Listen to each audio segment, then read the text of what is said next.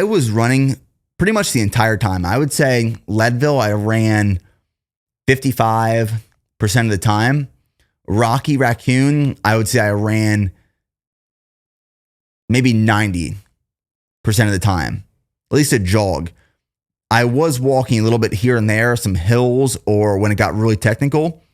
But if it wasn't technical and I was on a flat or a small hill or a decline, I was definitely running or shuffling. And it's one of those things during an ultra where that's like, for me, that's one of the biggest takeaways and the best parts is after a certain point, your body does not want to run anymore. Like running is the last thing your body wants to do. And it's fighting you in every way, in every sense, not to run anymore. But mentally, you're forcing yourself to run. You're making yourself pick up your feet, shuffle, run, and just hold that. And that is one change I made and I was able to make in Rocky is whenever I had the opportunity to run, I ran. I walked as little as possible. And it was really just some uphills or very technical terrain. That was the only time I allowed myself to walk. Or when I was getting nutrition and stopping at checkpoints and stuff like that.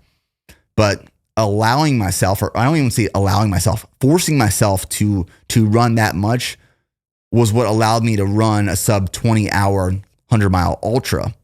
So that was a big difference. And then even finishing the race, I finished really strong. I felt really strong that last couple miles. And I was even thinking like mile 80 to 100, I thought I'd feel a lot worse, especially compared to Leadville. I was still feeling fresh. I was still able to run, cross the finish line strong. You know, I rolled this left ankle 4 or 5 times after that initial roll, even with it all taped up, really stiff. But just kept driving through, kept pushing. So I was really, really happy with that race, with that course. And that's the biggest takeaway, I'd say, for this past ultra. It was great, this being my second ultra, because I realized what I needed to pack and what I didn't need to pack. I needed to pack little less than I thought I needed to initially.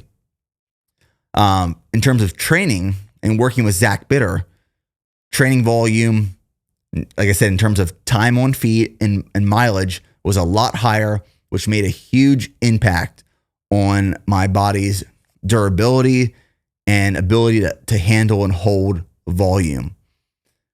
And the third thing I will say, going to a race with a plan nutritionally, but being ready and able to adapt to that plan based off of how you feel.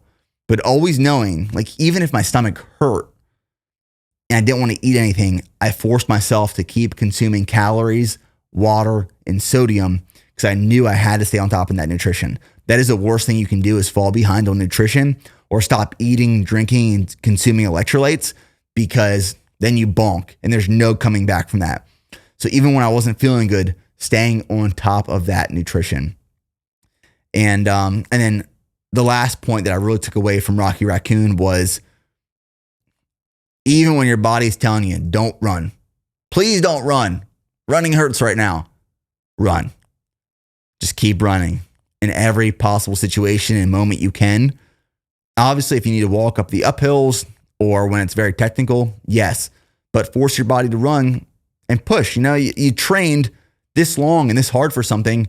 When it comes to race day, just full send it. Control the variables of what you can control and adapt to what you can't control.